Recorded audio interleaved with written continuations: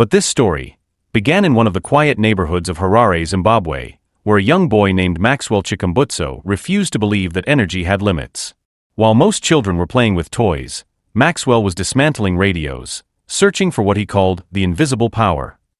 He had no formal engineering degree, no government funding, no high-tech lab, just pure curiosity and a burning desire to change the world. As he grew, his experiments became bolder. He started working with magnets, frequencies, and electromagnetic waves, trying to create motion without fuel. People around him laughed. "You can't break the laws of physics," they said. By the time the world began whispering Maxwell Chikumbutso's name, his invention had already crossed the line between science and miracle. He called it the greener power machine, a compact, self-sustaining energy generator that produced continuous power without any fuel, without sunlight, without external charging. To those who saw it in action, it looked unreal. The machine was silent, clean, and endlessly running, a device that could power homes, cars, even small factories. Word spread fast. Local engineers tested it, some in disbelief, others in awe. They found no visible source of energy, no traditional power input, only output. Maxwell claimed it worked through a unique electromagnetic conversion process, a method that allowed energy to recycle itself indefinitely.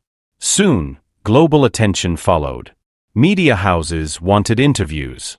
Government officials wanted meetings.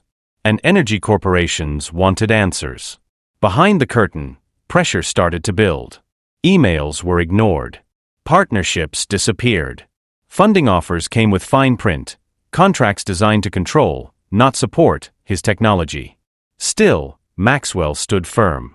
He presented his innovation publicly under his company, Seth Technologies, demonstrating vehicles powered by his generator, cars that ran without fuel or charging.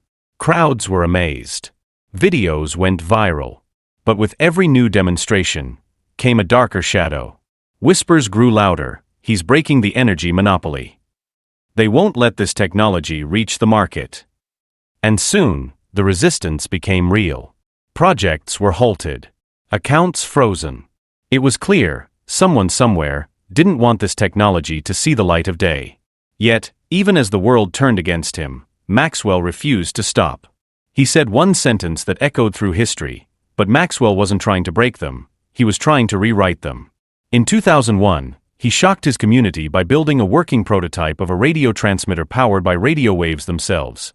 No batteries, no wires. That small success became the seed of a much bigger dream. Backhand index pointing right. Could he create a device that powers itself, forever? With each failed experiment, his resolve grew stronger. Every spark, every circuit, every sleepless night pushed him closer to something the world said was impossible, a self-powered energy generator. And by 2015, the whispers began, "A man in Africa has done it." He had created something that could power a house without plugging into anything. That was the moment the system noticed him, and the battle between innovation and control had just begun. After the buzz, the headlines, and the demonstrations, something strange happened. Maxwell Chikumbutso, the man who promised free energy for all, suddenly disappeared from public view. His company, Seth Technologies, went dark. No new updates. No product launches. No interview. The same man who had lit up the world's imagination was now gone. Rumors began to swirl across social media. Some claimed he had been pressured to stop. Others believed powerful corporations had silenced him, fearing that his invention would destroy the trillion-dollar energy industry. A few whispered even darker theories, that Maxwell's lab had been seized, his devices confiscated, and his technology buried. "Studio microphone, it's always the same story," one journalist said. "Every time someone discovers limitless energy, they vanish." But what no one knew was that Maxwell hadn't given up. He had retreated, quietly, strategically, continuing his research away from the spotlight. He didn't want fame anymore. He wanted freedom for his technology. Years passed. The world moved on, distracted by new gadgets, politics, and profit. But underground, a silent movement began. A growing community of engineers, scientists, and believers stayed connected, sharing blueprints, old videos, and files related to Maxwell's designs. They called it the Chikumbutso Project. A rebellion against the energy giants, a promise that his dream would not die. Then, just when everyone thought the story was over, mysterious new prototypes began appearing online. Smaller, sleeker versions of the old greener power machine, updated with digital interfaces and wireless modules. After years of silence, a whisper spread through the digital underground: he's back. At first, no one believed it. Then came the proof, a short, blurry video showing a compact, silver box powering an entire workshop without a single cable connected to the grid. Within hours, the name Maxwell Chikumbutso was trending again. It wasn't just a rumor this time, it was real. After nearly a decade in the shadows, Maxwell had re-emerged. Older, wiser, but more determined than ever. And this time, he came with something the world couldn't ignore: a consumer-ready version of his self-powered energy device. He called it simply, the Free Energy Unit. "Studio microphone, it's time," he said during his first reappearance. "This technology belongs to humanity, not corporations." The device was smaller, cleaner, and more efficient than ever before. No fuels. No sun. No recharging. Just pure, continuous power, drawn from electromagnetic resonance, refined through years of silent development. And then came the announcement that changed everything. Backhand index pointing right, the Free Energy device is officially available for purchase. Through select distributors and online orders, Maxwell's invention was finally reaching homes and communities. Videos surfaced from early buyers, homes lit up, appliances running, no connection to the power grid. What seemed impossible in 2015 was now happening in real life. The reactions were explosive. Scientists demanded open tests. Corporations panicked. And millions around the world began to question everything they'd been told about energy. Maxwell Chikumbutso's return reignited a fire the world thought had burned out. His Free Energy device wasn't just a machine, it was a message. A message that said, power belongs to the people. All around the globe, people started dreaming again. Imagine, homes that never go dark. Villages running entire schools and hospitals without paying a single energy bill. Cars that move endlessly, powered by invisible forces of nature itself. It was no longer just about technology, it was about freedom. But the higher the dream rose, the stronger the pushback became. Governments began demanding licenses, patents, and control.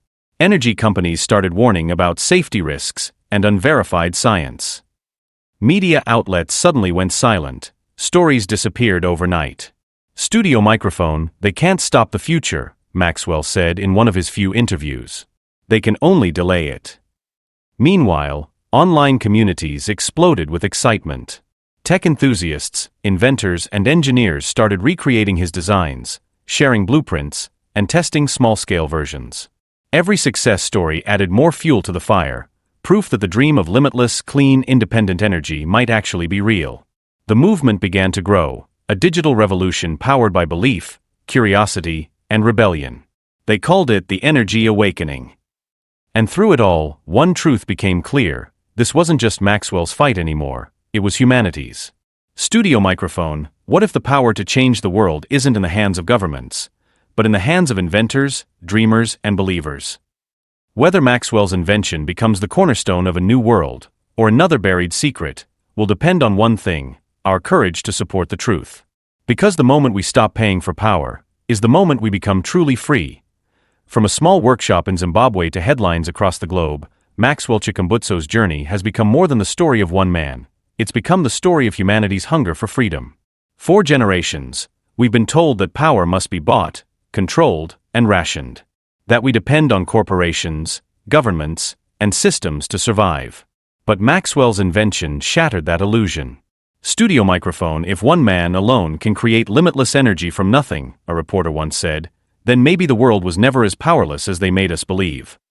Today, as videos of the Free Energy device spread across the internet, people from every corner of the world are building, experimenting, and sharing.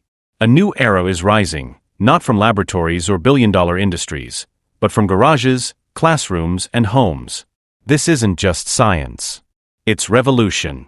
And revolutions don't start with permission, they start with courage. "Studio microphone, I didn't build this to be famous," Maxwell once said. "I built it so no child ever has to study in the dark again." That single line has become the heartbeat of a generation. A generation that believes the power to change the world already lives within us.